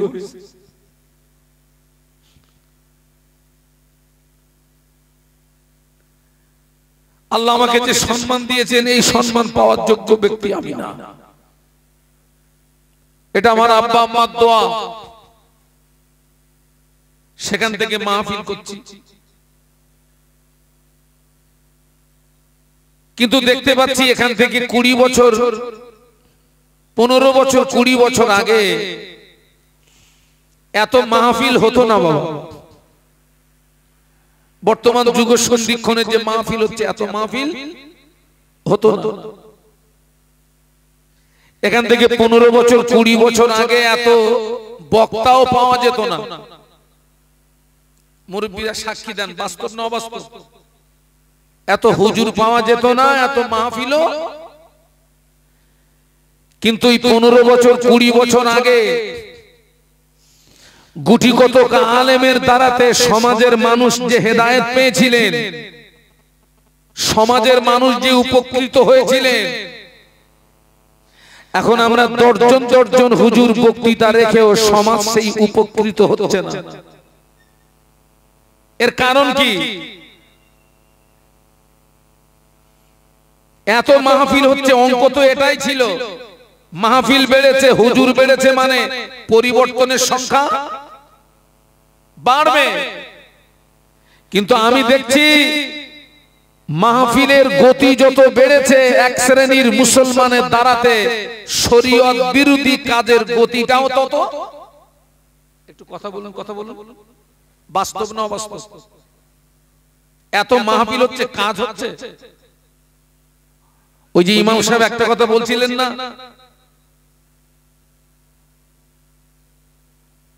কাজ না হলেও আমাদেরকে বলতে হবে। এই যে মাহফিলে কাজ হয় না, এর কয়েকটা কারণ আছে, তার ভিতরে আমি একটা কারণ আপনাদের শোনাচ্ছি। আমি মাযহাবগত দিক দিয়ে হানফি মাযহাবের মানুষ, সিলসিলাগত দিক দিয়ে ফুরফুরা শরীফের মুজাদ্দিদুজ জামান আমিরি শরিয়ত কুতুবুল আলাম দাদা হুজুর পীর কেবলা রহমাতুল্লাহ আলাইহির সিলসিলার একজন নগণ্য খাদেম। আপনারাও আমার সঙ্গী। আমার মুজাদ্দিদুজ জামানের 5 কলিজার টুকরা ছিলেন, আমরা জানাদেরকে 5 হুজুর বলি।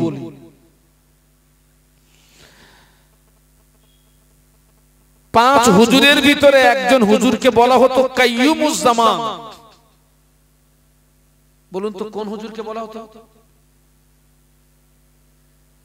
কাইয়ুমুজ জামান? না, কে বলতে পারবেন না? হ্যাঁ, কে বলেছে? কাইয়ুমুজ জামান বলা হতো বড় হুজুর পীর কেবলা রহমাতুল্লাহ আলাইহি।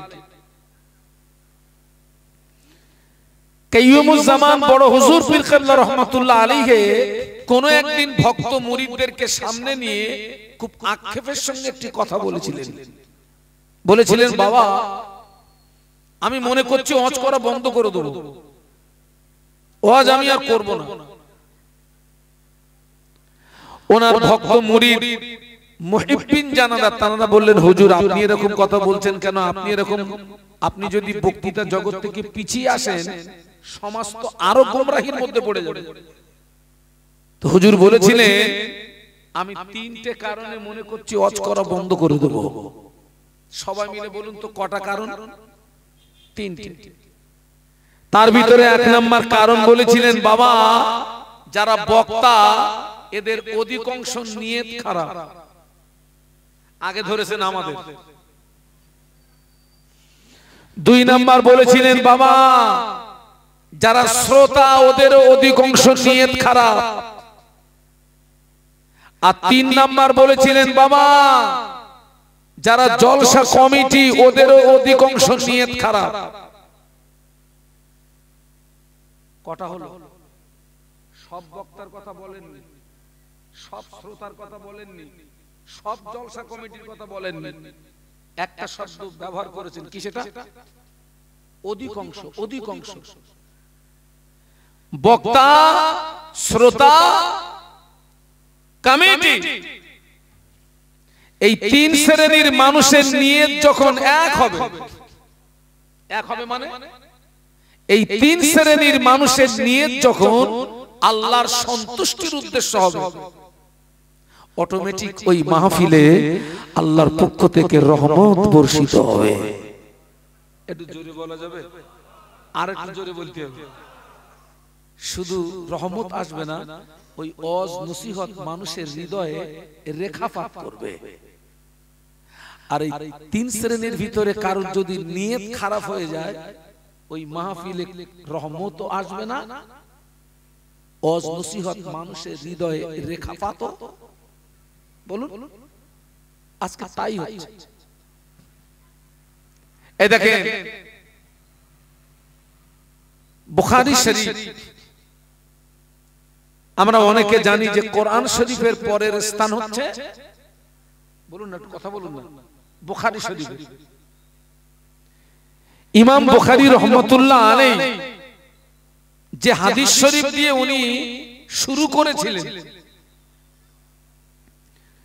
ওই হাদিস শরীফের সঙ্গে নামাজের সম্পর্ক নেই, ঈমানের সম্পর্ক নেই, রোজার সম্পর্ক নেই, হজের সম্পর্ক নেই, যাকাতের সম্পর্ক নেই। হাদিসটি হচ্ছে ইন্নামাল আমালু বিন্নিয়াত, বান্দার সমূহ কাজ নির্ভর করে তার নিয়তের উপরে। নিয়তের উপরে। নিয়ত যদি ভালো হয় ফল ভালো হবে, নিয়ত যদি খারাপ হয় বালির বাঁধ তৈরি হবে। আমাদের নিয়ত খারাপ হয়ে গেছে, অধিকাংশ মানুষের নিয়ত খারাপ হয়ে গেছে। সামান্য নিয়তের পার্থক্যের জন্য বান্দা সওয়াব থেকে বঞ্চিত হয়। এই যারা এখানে মাহফিল দিয়েছে ওদের নিয়ত যদি ভালো হয় ওরা অনেক সওয়াব পাবে, আর ওদের নিয়ত যদি খারাপ হয় কিচ্ছু পাবে না। এই দেখেন সামান্য নিয়তের পার্থক্যের জন্য একজন সওয়াব পাচ্ছেন আর একজন বঞ্চিত হচ্ছেন। একজন ব্যক্তি পৃথিবীতে বসবাসের জন্য ঘর বানাচ্ছেন, হেড মিস্ত্রিকে ডেকে বললেন, ভাই রে আমার ঘরের দক্ষিণ দিকে একটা জানালা রাখবি, দক্ষিণে বাতাস যেন আমার ঘরে প্রবেশ করে। আর একজন ব্যক্তি ঘর বানাচ্ছেন, বললেন, ভাই হেড মিস্ত্রি আমার ঘরের দক্ষিণ দিকে একটা জানালা রাখবি, ফজরের আজানটা যেন শুনতে পাই। একজনের উদ্দেশ্য বাতাস পাওয়া, আর একজনের উদ্দেশ্য,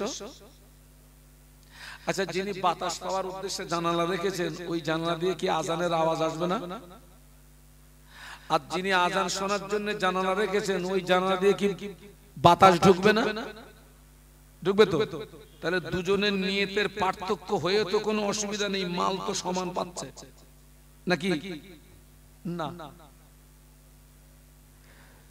যিনি বাতাস পাওয়ার উদ্দেশ্যে জানালা রেখেছেন ওই জানালা দিয়ে বাতাস আসবে, আজানের আওয়াজ আসবে, ঘুমটা ভালো হবে, কিন্তু ওই ভদ্রলোক সওয়াব পাবে না।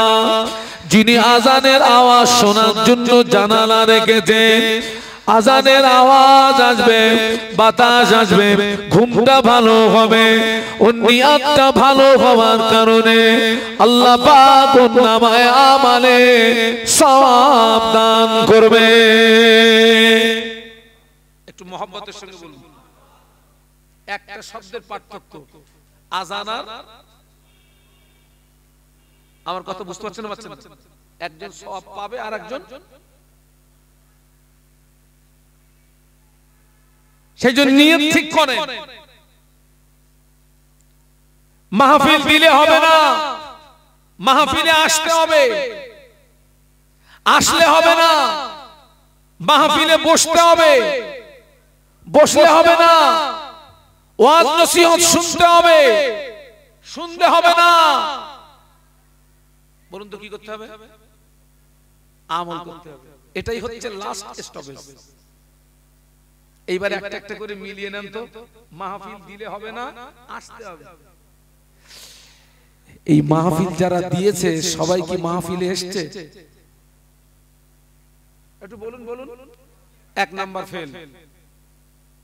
আসলে হবে না, বসতে হবে। যারা আসে সবাই বসে, 2 নাম্বার ফেল। বসলে হবে না, শুনতে হবে।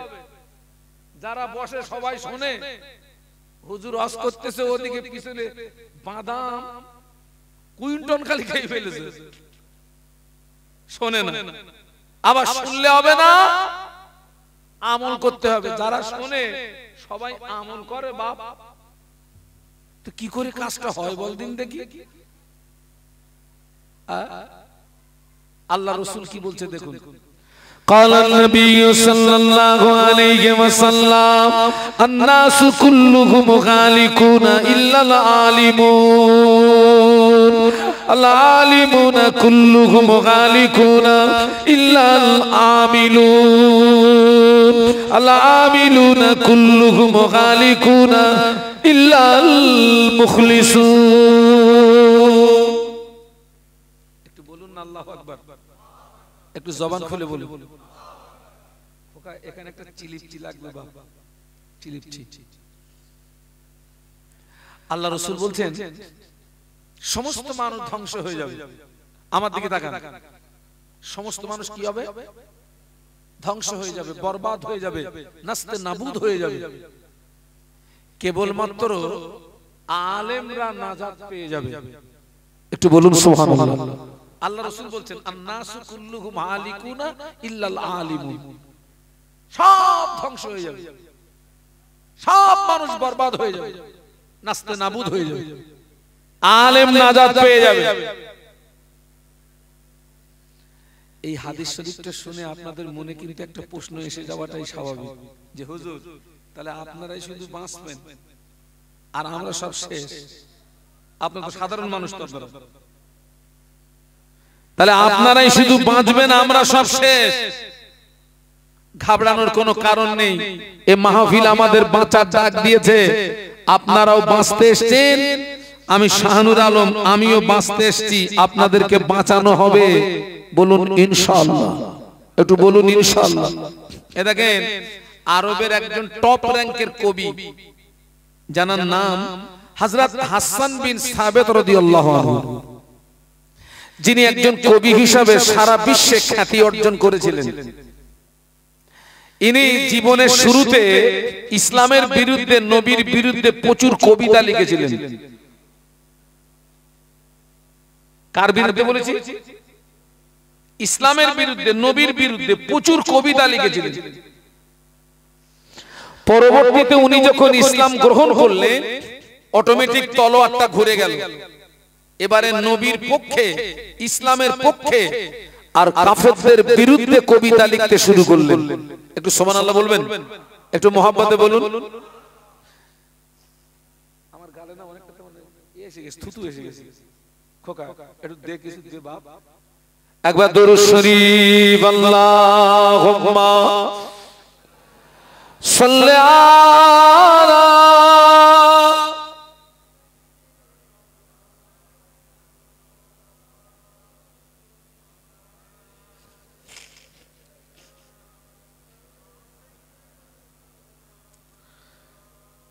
তো উনি যখন কাফেরদের বিরুদ্ধে, নবীর পক্ষে, ইসলামের পক্ষে আর কাফেরদের বিরুদ্ধে যখন কবিতা লিখছিলেন, ওনার কবিতার তলোয়ারের আঘাতে, আসলি তলোয়ার নয়, এ দেখেন আসলি তলোয়ার দা, কুড়াল, আসলি তলোয়ার দিয়ে 10 জন 20 জনকে আপনি মারতে পারবেন, তার বেশি মারতে পারবেন না। কারণ আপনি নিজে কি হয়ে যাবেন বলুন? আপনি নিজে দুর্বল হয়ে যাবেন।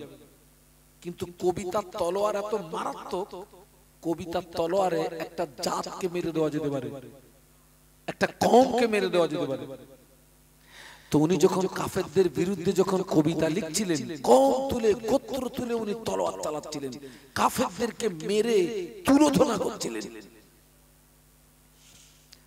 আল্লাহ নবী হাসানকে ডেকে বললেন, হাসান, তুমি যেভাবে তলোয়ার চালাচ্ছ, তোমার তলোয়ার তো আমারও গায়ে লাগবে। তুমি যে কওম তুলে কথা বলছো, গোত্র তুলে কথা বলছো, তোমার তলোয়ার তো আমারও গায়ে লাগবে। হাসান বিন সাবিত রাদিয়াল্লাহু আনহু, হুজুর আপনি ঘাবড়াবেন না, এই দেখুন আমি আপনাকে বাঁচাচ্ছি।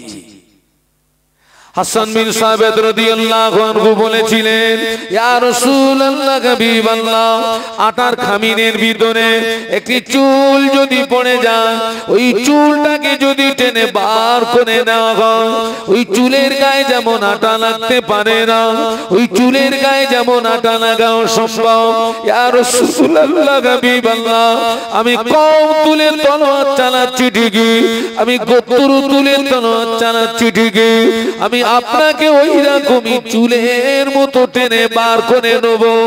আমার তলোয়ারের আঁচ আপনার গায়ে লাগবে না।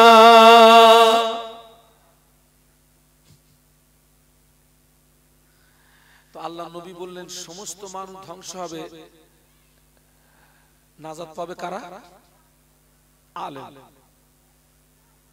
আলেমের বাংলা মানে হচ্ছে জ্ঞানী। আলেমের বাংলা মানে কি বলেছি? জ্ঞানী বা জাননেওয়ালা।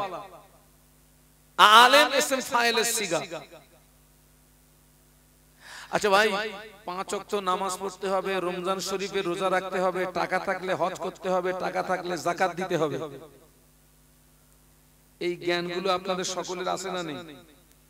আচ্ছা, লটারির টিকিট কাটা যাবে না, সুদ খাওয়া যাবে না, মদ খাওয়া যাবে না, পরের মাল আত্মসাৎ করা যাবে না, বুনের ফারাজ ফাঁকি দেওয়া যাবে না, পরের মাল জবরদখল করা যাবে না, এই জ্ঞানগুলো আপনাদের সকলের আছে না নেই? তাহলে আগের পরের সব জ্ঞানগুলো আপনাদের ভিতরে আছে। তাহলে এই জ্ঞানগুলো আপনাদের ভিতরে আছে মানে আপনারাও কি বলুন বলুন বলুন, আপনারাও কি? আপনারাও জ্ঞানী, তার মানে আপনারাও আলেম। আর রাসূল বলেছেন সব মানুষ ধ্বংস হবে, আলেম পাবে। তাহলে আল্লাহর নবীর হাদিস অনুযায়ী আপনারাও আলেম, আপনারাও নাজাত পেয়ে গেলেন। সেই জন্য মাহফিল দিতে হয়, মাহফিলে আসতে হয়, মাহফিলে বসতে হয়। একটু মহব্বতের সঙ্গে সুবহানাল্লাহ বলুন।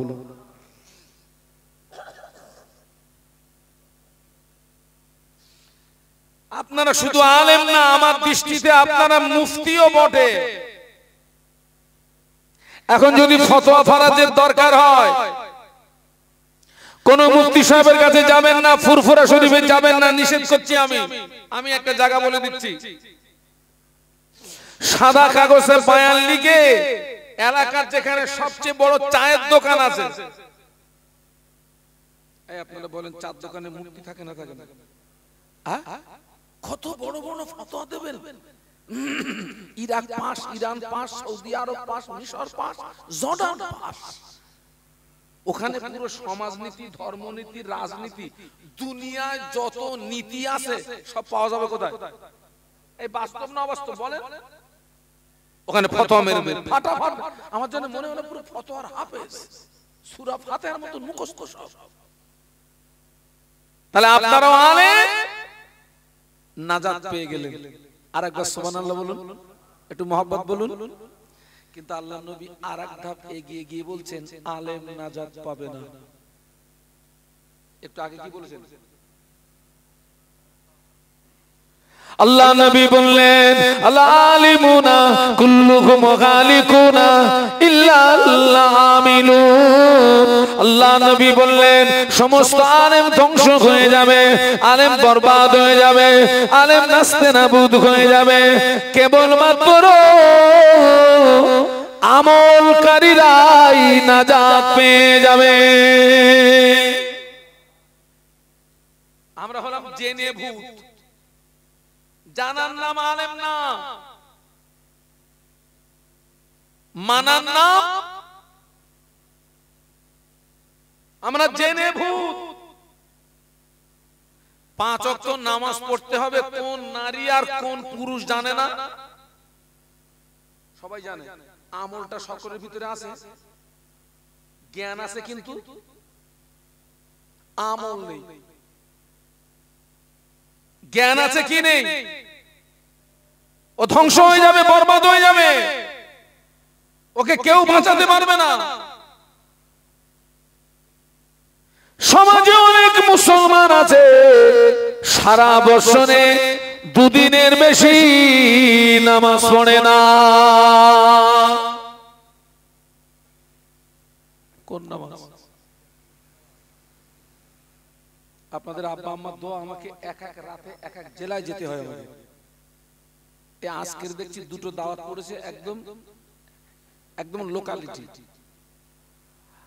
আমি 6টা থেকে 8টা ছিলাম নারায়ণপুর, রুদ্রপুর, নারায়ণপুর, মমিনপুর। 2টোর মিলও আছে ভালো, একদম একদম পুরি পুরি মিলে গেছে।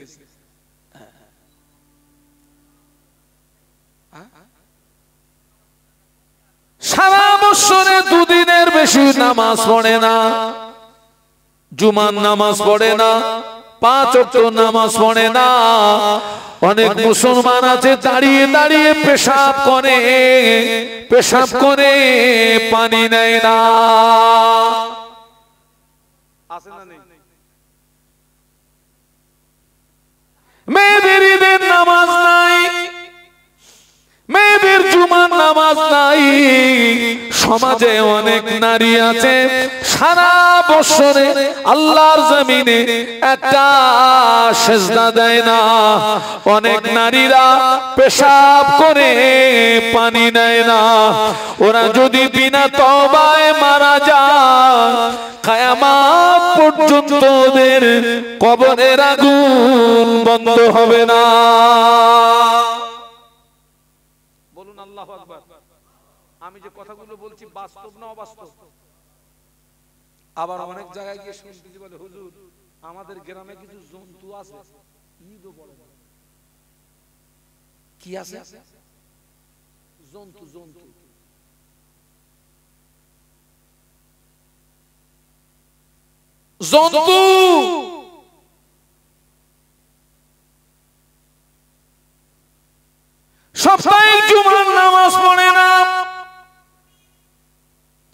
অধিকাংশ কমিটির ছেলেরা নামাজ পড়ে না।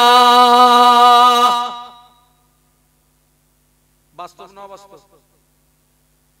আজকের যে কমিটি জলসা দিয়েছে ওদের সম্পর্কে আমি জানিনি ভাই। আমারে দাওয়াত করেছে হুজুর, আমাদের তিরিমনি মসজিদের ইমাম সাহেব। আমি ওনাকে ব্যক্তিগত আমি খুব স্নেহের নজরে দেখি। ওনার কোরআন তেলাওয়াতে আমি মুগ্ধ হয়ে যাই।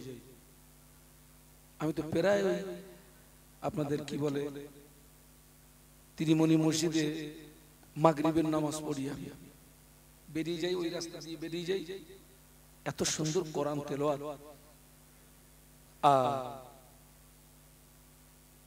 অধিকাংশ জলসা কমিটির ছেলেরা 5 ওয়াক্ত নামাজ পড়ে না।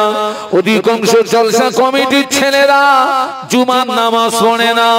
অধিকাংশ জলসা কমিটির ছেলেরা পেশাব করে পানি নেয় না।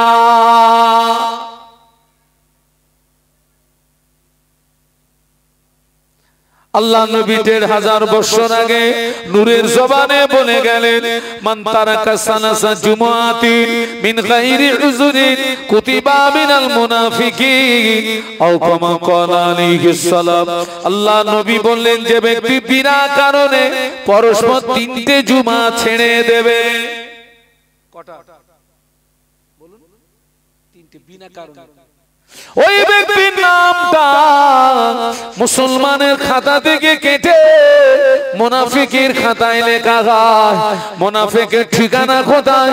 আল্লাহর কোরআন সাক্ষী দিয়েছে, ইন্নাল মুনাফিকিনা ফিত তারকিল আসফালি মিনান নার। মুনাফিকের ঠিকানা হলো জাহান্নামের নিম্নতম স্থান। বলুন নাউজুবিল্লাহ। একটু জবান খুলে বলুন। মুনাফিকের ঠিকানা হচ্ছে জাহান্নামের নিম্নতম স্থান, একেবারে তাহতা সারা। আমার কাছে একটা কিতাব আছে, আজকে কিতাব আনা হয়নি, আল্লামা হুজুরের কিতাব আছে মাত্র 3 পিস। এটা আমি জলসা বিক্রি করি। ওর প্রিন্ট আছে 70 টাকা, কিন্তু আমি ওটা 50 টাকা করে বিক্রি করি। যদি কারোর প্রয়োজন হয় আমার সাথী ভাইয়ের কাছ থেকে নেবেন। উঠে দাঁড়ান, সোনার মদিনায় একটু সালাম পাঠিয়ে দেন, ইয়া নবী।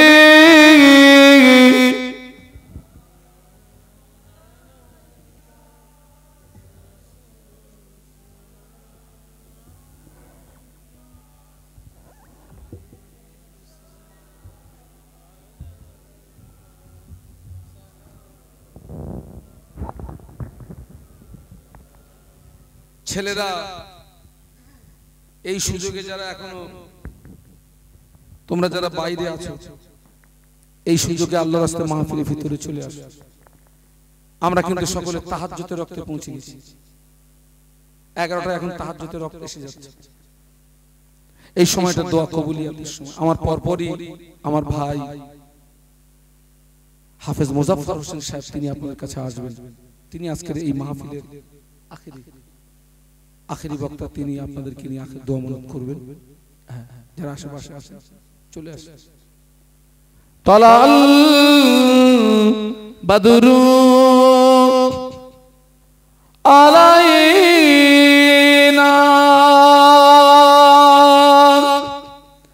মিন সানিয়াতিল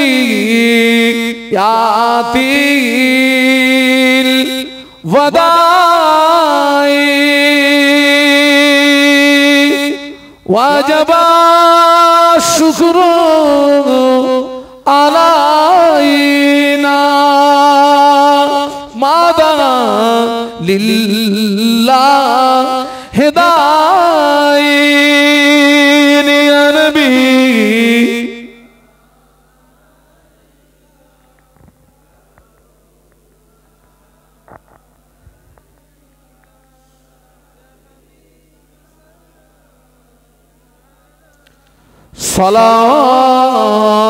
সালাতুল্লাহ তোমারি ওসিলা নিয়া কাঁদিলেন আদম ও হাওয়া।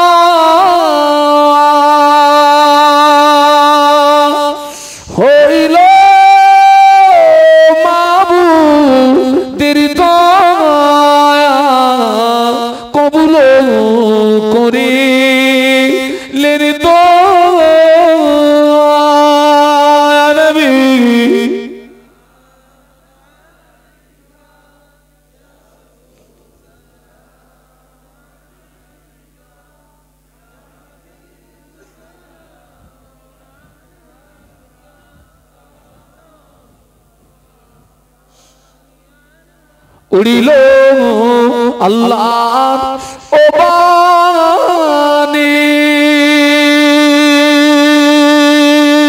পোহালো দুঃখ রজনী, হইল জগৎ নুরানী, আমেনার নয়নের মনি। নবী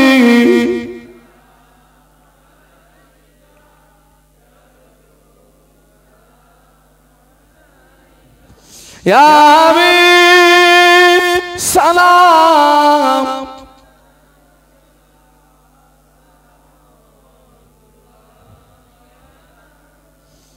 পারব কি যেতে মদিনাতে, পাব কি পাক রওজা দেখিতে, একবার দেখা দাও নবী স্বপ্নেতে, কবে যাব আপনার মদিনাতে। আরবি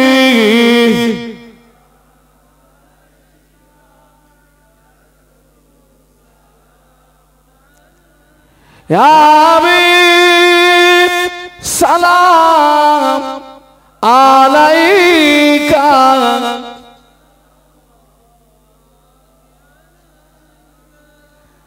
আমরা যে তোমারি দিওয়ানা,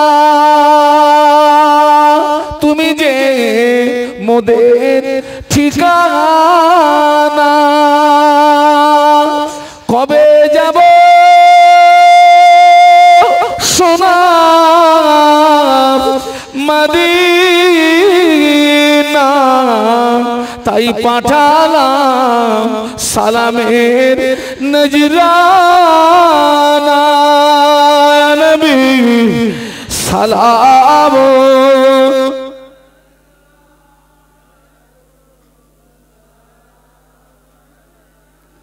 ইয়া হাবিব সালাম আলাইকা।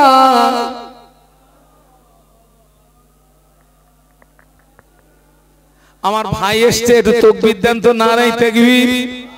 এই ছেলেরা 8টার মতো তাকবীর দে, নারায়ে তাকবীর। হযরত মাওলানা মুজাফফর হোসেন সাহেব বলো জিন্দাবাদ, জোরে বলো জিন্দাবাদ। আমার দাদা পীরের হক সিলসিলা বলো জিন্দাবাদ। আজকের মাহফিলের কমিটি সাহেবান গণ বলো জিন্দাবাদ। আজকের মাহফিলের শ্রোতা বিন্দু বলুন জিন্দাবাদ। আজকের মাহফিলের ওলামায়ে কেরাম গণ বলুন জিন্দাবাদ। নারায়ে তাকবীর। বসুন, জবান খুলে জিকির লা ইলাহা ইল্লাল্লাহ।